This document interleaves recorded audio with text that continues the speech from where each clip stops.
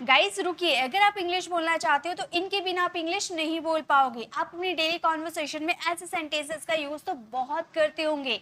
पढ़ाया जा रहा है, पढ़ाया जा रहा था, पढ़ाया जा चुका है, पढ़ाया जाना चाहिए, पढ़ाया जा सकता है। इस तरह के ना जाने कितने सारे सेंटेंसेस हम अपनी डे टू डे कॉन्वर्सेशन में यूज करते हैं। बट जब आती है इसकी इंग्लिश बोलने की बारी तो हम अटक जाते हैं, हम फंबल फील करते हैं इसे बोलने में। तो अगर आप ये वीडियो पूरा एंड तक देख लेते हो तो ये मेरी गारंटी है कि आप वीडियो में जो भी आप वीडियो को क्लिक किया है वो जरूर इस टॉपिक को सीख के जाओगे और अपनी लाइफ में इंग्लिश बोलना तो जरूर सीख के जाओगे। So let's start the video. तो फर्स्ट हमारा है पढ़ा जा रहा है। पढ़ा जा रहा है इसे इंग्लिश में अगर आप बोलने जाओ तो आपको लगाने पड़ेंगे इज, बीइंग। ये रीड नहीं, देखिए रीड क्या होता है। हाँ, अगर हम फर्स्ट फॉर्म की बात करें तो फर्स्ट फॉर्म हमारा होता है रीड, और सेकेंड फॉर्म की बात करोगे सेकेंड फॉर्म होता है, स्पेलिंग बिल्कुल सेम होते हैं लेकिन इसकी प्रोनाउंसिएशन की जाती है रेड में। Okay, red. और थर्ड फॉर्म भी हमारा रीड ही लिखते हैं बट इसकी प्रोनाउंसिएशन की जाती है रेड। ओके, तो आपको याद क्या रखने हैं, read, red, red. Okay okay, तो यहाँ पे जो आपको इज, बीइंग और ये दिख रहा ना, ये रीड नहीं है, इसे क्या हम प्रोनाउंस करेंगे, रेड, क्योंकि ये वर्ब की थर्ड फॉर्म के रूप में यहाँ पर यूज हुआ है। तो पढ़ा जा रहा है, ऐसे सेंटेंसेस बहुत आप बोलोगे कि पत्र लिखा जा रहा है, उसे भेजा जा रहा है, मुझे बुलाया जा रहा है, खाना पकाया जा रहा है, मम्मी को बुलाया जा रहा है। तो ऐसे बहुत सारे सेंटेंसेस आपको बोलने पड़ेंगे जहाँ पर जा रहा है ऐसा क्रिया आएगा आपका सेंटेंसेस में। ओके, तब आपको लगाने होंगे इज, बीइंग, उसके बाद वर्ब की थर्ड फॉर्म। देखिए सेंटेंसेस कैसे बनाएंगे, आप मेरे साथ बनाते हुए चलना। पत्र लिखा जा रहा है, क्या लिखा जा रहा है, पत्र लिखा जा रहा है। तो आप बोलोगे ये सेंटेंसेस को, आप बोलोगे a letter, a letter is being, a letter is being. लिखना यानी कि राइट, राइट की क्या लगानी है, थर्ड फॉर्म यानी कि written. A letter is being written, पत्र लिखा जा रहा है, a letter is being written. Okay, next है कपड़ा धोया जा रहा है। याद क्या रखना है, रहा है, रही है आएगा तो आपको इज प्लस बीइंग लगाना है। ओके, इज प्लस बीइंग, उसके बाद आपको लगानी है वर्ब की थर्ड फॉर्म। ये आपको ध्यान में रखने हैं। तो कपड़ा धोया जा रहा है, चलिए अब मेरे साथ आप बनाइए। कपड़ा धोया जा रहा है, क्या हम बोलेंगे, कपड़ा धोया जा रहा है, हम बोलेंगे the clothes are being washed. The clothes are being washed मतलब कपड़ा धोया जा रहा है। इंग्लिश बोली जा रही है तो आप क्या बोलोगे, English is being spoken. Speak की थर्ड फॉर्म स्पोकन, इंग्लिश बोली जा रही है। मुझे बुलाया जा रहा है, आई एम बीइंग कॉल्ड मतलब मुझे बुलाया जा रहा है। इसमें कौन कार्य कर रहा है उसके बारे में नहीं पता होती है। पत्र लिखा जा रहा है लेकिन पत्र कौन लिख रहा है इसके बारे में हमें पता नहीं होती है, तो ऐसे सेंटेंसेस को हम पैसिव सेंटेंसेस कहते हैं।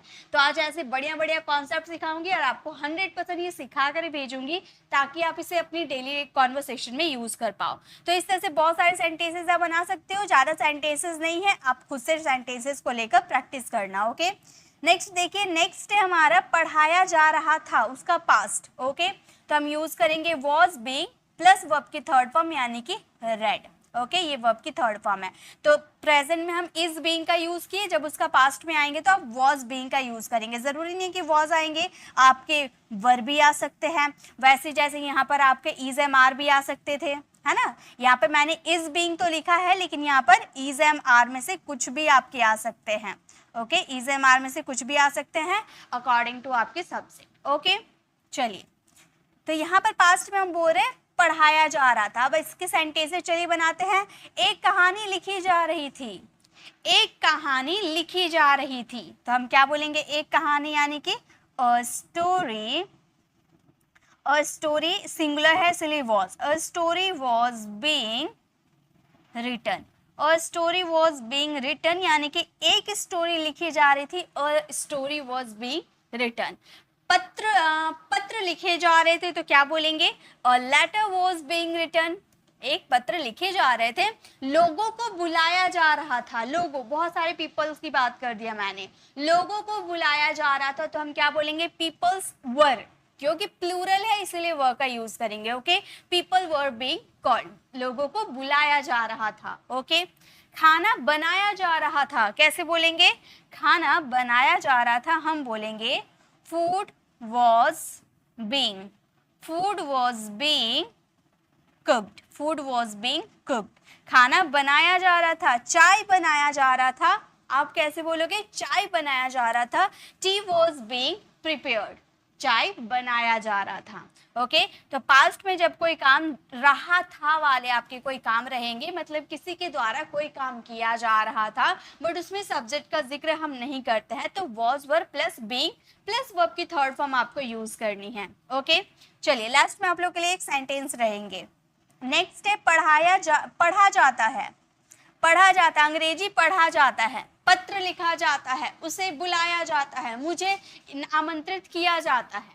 ओके मतलब कोई काम किया जाता है किसी के द्वारा, ताहे तीहे आपके सेंटेंसेस में आएंगे, उसमें आपको इज प्लस वर्ब की थर्ड फॉर्म यूज करना है। तो अभी हम लोगों ने देखा था रहा था अगर सेंटेंसेस में आते हैं, मतलब कोई काम किसी के द्वारा किया जा रहा था, कॉन्टिन्यूटी की बात करेंगे, किया जा रहा है प्रेजेंट में, अगर आपके प्रेजेंट में किया जा रहा है यानी कि रहा है आपके हिंदी आइडेंटिफिकेशन रहते हैं, तो आपको is plus being plus verb की थर्ड फॉर्म यूज करनी है। ओके मतलब इज एम आर में से आपके कुछ भी आ सकते हैं, उसके बाद बीइंग यूज करना है, लेकिन यहाँ पर ताहे तीहे आपके सेंटेंसेस में आते हैं तो यहाँ पर बीइंग का यूज नहीं करेंगे, is am are plus verb की थर्ड फॉर्म का यूज करेंगे। ओके जैसे पत्र लिखा जाता है, पत्र कौन लिखता है इसके बारे में हम जिक्र नहीं किए हैं, पत्र लिखा जाता है तो हम ये सेंटेंसेस को बोलेंगे अ लेटर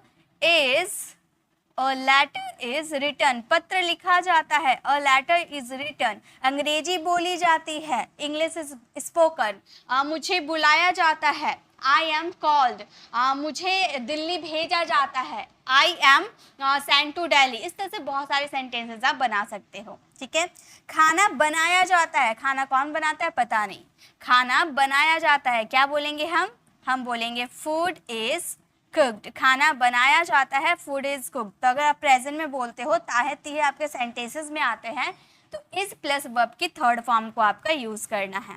ओके चलिए अब हम बढ़ते हैं आगे, अब हम आते हैं पढ़ा गया, अंग्रेजी पढ़ा गया, पत्र लिखा गया, मुझे बुलाया गया, उसे भेजा गया, उसे आमंत्रित किया गया, मतलब कोई काम किसी के द्वारा किया गया पास्ट में, तो वहां पर वॉज वर्ब के साथ वर्ब की थर्ड फॉर्म आपको यूज करनी है। ठीक है वॉज वर्ब के साथ वर्ब की थर्ड फॉर्म, मतलब कोई काम किया गया पास्ट में। ओके जैसे पत्र लिखा गया था, पत्र लिखा गया या पत्र लिखा गया था बात एक ही है, हम पास्ट के लिए यूज करें, चलिए था हटा दे रहे, पत्र लिखा गया तो हम क्या बोलेंगे, हम बोलेंगे a letter was written, a letter was written, पत्र लिखा गया, अ लेटर वॉज रिटन। वैसे ही अंग्रेजी बोली गई, अंग्रेजी बोली गई तो हम क्या बोलेंगे, हम बोलेंगे English was spoken, English was spoken, English बोली गई, इंग्लिश वॉज स्पोकन। इसी तरह से आप बहुत सारे सेंटेंसेस बना सकते हो, कहानी लिखी गई और स्टोरी वॉज रिटन, वैसे ही चाय बनाया गया तो आप बोलोगे टी वॉज प्रिपेयर्ड, इस तरह से बहुत सारे सेंटेंसेस आप बना सकते हो। ठीक है चलिए आगे बढ़ते हैं, इसकी प्रैक्टिस देखिए आपको करनी है, जब तक आप प्रैक्टिस नहीं करोगे तब तक आप इसका यूज नहीं कर पाओगे। अब है पढ़ा जाएगा, मतलब पत्र लिखा जाएगा, उसे बुलाया जाएगा, मुझे भेजा जाएगा, कपड़े धोए जाएंगे, मतलब कोई काम किया जाएगा आने वाले समय में किसी के द्वारा। ओके तब आपको विल बी के साथ वर्ब की थर्ड फॉर्म यूज करनी है। अभी तक हम जानते थे कि प्रेजेंट फ्यूचर कॉन्टिन्यूअस की बात करेंगे टेंसेस में, फ्यूचर कॉन्टिन्यूअस की बात करते थे तो विल बी के साथ वर्ब की क्या लगाते थे फोर्थ फॉर्म, क्योंकि वो कॉन्टिन्यूटी को शो करता था। अब हम विल बी के साथ वर्ब की थर्ड फॉर्म यूज करेंगे, मतलब कोई काम किसी के द्वारा किया जाएगा, ये हमारा पास्ट फ्यूचर इंडेफिनिट का है, ये सेंटेंस हमारा फ्यूचर इंडेफिनिट का पैसिव है, याद रखिएगा ये हमारा फ्यूचर इंडेफिनिट का पैसिव आपका ये सेंटेंस है। ओके आवेदन पत्र लिखा जाएगा, आवेदन पत्र लिखा जाएगा, लेकिन कौन लिखेगा इसके बारे में हमने नहीं जिक्र किया, तो हम बोलेंगे an application will be written. तो विल बी के साथ अगर आप वर्ब की थर्ड फॉर्म अगर आप देख लेते हो तो आप झट से पहचान जाना कि ये फ्यूचर इंडेफिनिट का पैसिव है, ठीक है। An application will be written यानी कि आवेदन पत्र लिखा जाएगा, खाना बनाया जाएगा, फूड विल बी कुक्ड, चाय बनाया जाएगा, टी विल बी प्रिपेयर्ड। उसी तरह से इंग्लिश बोली जाएगी, English will be spoken, okay. Ram को दिल्ली भेजा जाएगा, राम को दिल्ली भेजा जाएगा, तो हम बोलेंगे Ram will be sent to Delhi, Ram will be sent to Delhi मतलब दिल्ली राम को दिल्ली भेजा जाएगा, ओके। तो इस तरह से आपको इसकी प्रैक्टिस कर लेनी है कि कोई ये सेंटेंसेस में मतलब आपका फ्यूचर इंडेफिनिट का जो सेंटेंस होता है कोई काम किया जाएगा, फ्यूचर इंडेफिनिट का पैसिव में आपको विल बी प्लस वर्ब की थर्ड फॉर्म यूज करने हैं, ओके। अब इससे आपको जितने सेंटेंसेस आपको याद आते हैं वो सारे सेंटेंसेस आपको बोल बोल कर प्रैक्टिस करनी है, ठीक है। नेक्स्ट देखिए, नेक्स्ट है पढ़ाया जा चुका है, मतलब कोई काम किया जा चुका है, ऐसा आपके सेंटेंसेस में आ रहे हैं। उसमें हम लगाएंगे कोई काम किया जा चुका है, चुकी है, ये हमारे किस में आते हैं, प्रेजेंट परफेक्ट में आते हैं। तो प्रेजेंट परफेक्ट का जब पैसिव आप बनाओगे तो हैज हैव बीन के साथ आपको हैज हैव के साथ बीन लगाने पड़ेंगे, देन वर्ब की थर्ड फॉर्म, ओके। हम जानते हैं कि प्रेजेंट परफेक्ट हम बनाते हैं तो हैज हैव के साथ वर्ब की थर्ड फॉर्म लगाते हैं, लेकिन जब उसका पैसिव बनाओगे तो हैज हैव के साथ बिन प्लस वर्ब की थर्ड फॉर्म आएगी, गॉट इट। तो जब भी आप किसी भी इंग्लिश वाले सेंटेंसेस में हैज हैव के साथ बिन प्लस वर्ब की थर्ड फॉर्म देखते हो तो आप समझ जाना कि वो आपका प्रेजेंट परफेक्ट का पैसिव फॉर्म है, ओके। जैसे कि एक पत्र लिखा गया है, एक पत्र लिखा गया है, तो हम ये सेंटेंसेस को बोलेंगे a letter has been written, a letter has been written, एक पत्र लिखा गया है, a letter has been written। वैसे ही चाय बनाया गया है, tea has been prepared, tea has been prepared मतलब चाय बनाया गया है, ठीक है। लोगों को बुलाया गया है, people have been called। उसी तरह से मुझे मदद मिली है, कौन मदद किया है ये नहीं बताया, ठीक है। मुझे मदद मिली है तो हम बोलेंगे आई हैव, आई के साथ हैव लगता है, I have been helped, I have been helped मतलब मुझे मदद मिली है किसी के द्वारा, ओके। तो जब भी कोई काम किया गया है, किया जा चुका है, यानी कि प्रेजेंट है लेकिन वो एक्शन कंप्लीट हो गया है, तो वो आपका प्रेजेंट परफेक्ट कहलाते हैं, और उसका पैसिव बनाओगे तो हैज हैव के साथ बिन प्लस वर्ब की थर्ड फॉर्म लगानी है, ठीक है। नेक्स्ट देखिए, नेक्स्ट है पढ़ाया जा चुका था, उसी का पास्ट फॉर्म यानी कि हमारा पास्ट परफेक्ट का है, हैड बीन प्लस वर्ब की थर्ड फॉर्म, हैड के साथ आपको बीन प्लस वर्ब की थर्ड फॉर्म अगर देख लेनी है तो आप समझ जाना कि ये पास्ट परफेक्ट का सेंटेंस है। एक किताब लिखी गई थी, कौन लिखा था किताब नहीं पता, ठीक है। तो एक किताब लिखी गई थी, हम बोलेंगे अ बुक हैड बीन, सभी सब्जेक्ट के साथ हैड ही लगेंगे, ठीक है। A book had been written, एक किताब लिखी गई थी, a book had been written. Phone बेचा गया था, कौन बेचा था नहीं पता, सिर्फ इतना पता है फोन बेचा गया था, तो हम ये सेंटेंसेस को क्या बोलेंगे, हम बोलेंगे phone had been sold, phone had been sold मतलब फोन बेचा गया था, phone had been sold, okay. तो इस तरह से चुका था, चुके थे अगर आप सेंटेंसेस में देख लेते हो और वो पैसिव वाला रहता है तो उसमें हैड बीन प्लस वर्ब की थर्ड फॉर्म लगाना है, ओके। चलिए नेक्स्ट देखते हैं, नेक्स्ट क्या है, नेक्स्ट है गाइस हमारा पढ़ाया जा चुका होगा यानी कि फ्यूचर परफेक्ट का सेंटेंस, ठीक है। तो फ्यूचर परफेक्ट में क्या हमारा सेंटेंस का स्ट्रक्चर था, विल हैव प्लस वर्ब की थर्ड फॉर्म, लेकिन जब इसका पैसिव बनाओगे तो विल हैव के साथ बिन प्लस वर्ब की थर्ड फॉर्म यूज करना है। तो जब भी कोई एक्शन कंप्लीट की बात करोगे यानी कि परफेक्ट टेंस का पैसिव बनाओगे तो सब में आपको बिन लगाने होंगे, चाहे वो प्रेजेंट परफेक्ट हो, पास्ट परफेक्ट हो या फ्यूचर परफेक्ट हो। याद रख लो ये तीनों परफेक्ट वाले सेंटेंसेस में आपको पैसिव बनाने टाइम बिन का यूज करना होगा हेल्पिंग वर्ब के बाद, उसके बाद वर्ब की थर्ड फॉर्म यूज करनी होगी, ठीक है। एक पत्र लिखा जा चुका होगा, आने वाले समय में एक पत्र लिखा जा चुका होगा, हम बोलेंगे a letter will have been, a letter will have been written। एक पत्र लिखा जा चुका होगा तो हम बोलेंगे a letter will have been written.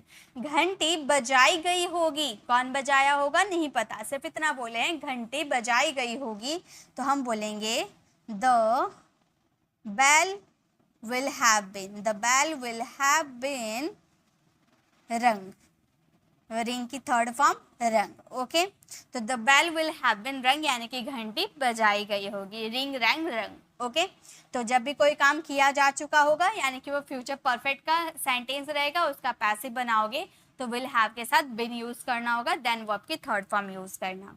समझ में आ गए? चलिए नेक्स्ट देखते हैं। नेक्स्ट है हमारा पढ़ाया जा सकता है, यानी कि सेंटेंसेस में आपका सकता है देखने को मिले और ये पैसिव में हो, जैसे कि इंग्लिश बोली जा सकती है, ये नदी पार की जा सकती है, मतलब किसी की एबिलिटी तो आप बता रहे हो लेकिन ये काम कौन करेगा इसके बारे में जिक्र नहीं कर रहे हो। जैसे कि मुझे स्कूल भेजा जा सकता है, मुझे कौन स्कूल भेजेगा इसके बारे में हमने नहीं बताया, यानी कि पैसिव वाला सेंटेंस है। तो पैसिव वाले सेंटेंसेस में अगर सकता है आपके आते हैं तो उसमें कैन बी प्लस वर्ब की थर्ड फॉर्म यूज करना, कैन बी रेड, ये क्या है वर्ब की है थर्ड फॉर्म। ठीक है, जैसे हम जानते हैं कि सकता है सकती है ऐसा वाला कुछ सेंटेंसेस आते हैं तो उसमें हम कैन का यूज करते हैं, कैन प्लस वर्ब की फर्स्ट फॉर्म, लेकिन इसका पैसिव में कैन बी प्लस वर्ब की थर्ड फॉर्म यूज करना होगा। ओके, मुझे स्कूल भेजा जा सकता है तो हम क्या बोलेंगे, मुझे स्कूल भेजा जा सकता है, I can be sent to school, I can be sent to school, मुझे स्कूल भेजा जा सकता है, I can be sent to school. Ram को पूछा जा सकता है, मतलब राम कहाँ था इसके बारे में राम से पूछा जा सकता है, तो हम बोलेंगे Ram can be asked, Ram can be asked, Ram से पूछा जा सकता है, Ram can be asked. Okay, चलिए नेक्स्ट देखते हैं, मतलब कोई काम किया जा सकता है, जैसे अंग्रेजी बोली जा सकती है तो हम क्या बोलेंगे, सकती है, यानी कि इंग्लिश कैन बी स्पोकन।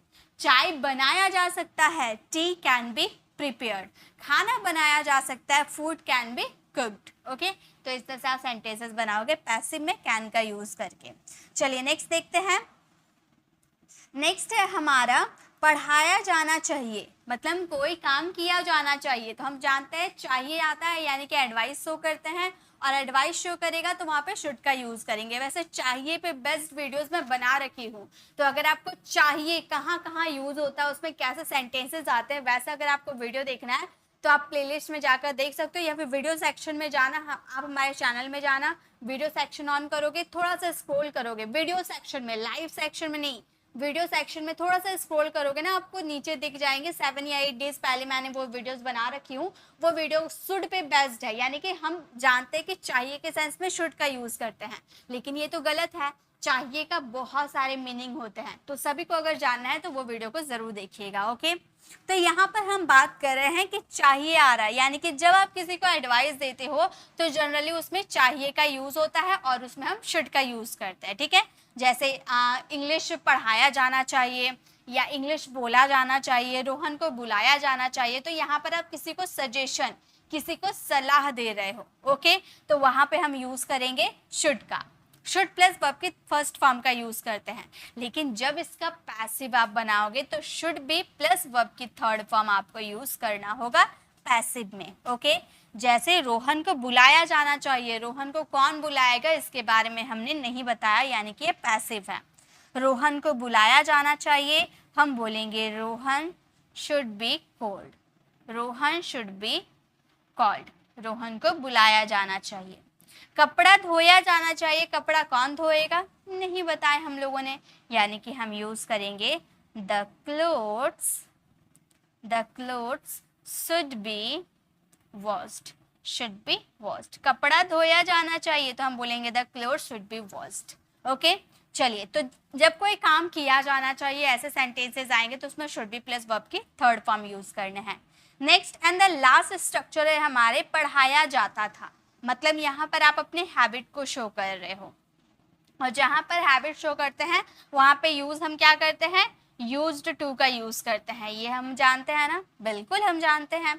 तो यहाँ पे हम क्या यूज करेंगे, यूज्ड टू का यूज करेंगे बी प्लस वर्ब की थर्ड फॉर्म, क्योंकि हम पैसिव बना रहे हैं। ये पूरा यूज्ड टू आपका एक मॉडल वर्ब है, उसके साथ हमने बी प्लस वर्ब की थर्ड फॉर्म यूज किया। ओके, जैसे हमें पढ़ाया जाता था, हमसे इंग्लिश बुलाया जाता था, मतलब बुलवाया जाता था, ऐसा आप कह सकते हो। ठीक है, तो हमें पढ़ाया जाता था, लेकिन कौन हमें पढ़ाता था इसके बारे में हम नहीं बता रहे हैं। ठीक है, तो हमें पढ़ाया जाता था, हम बोलेंगे we used to be taught, we used to be taught, हमें पढ़ाया जाता था, we used to be taught.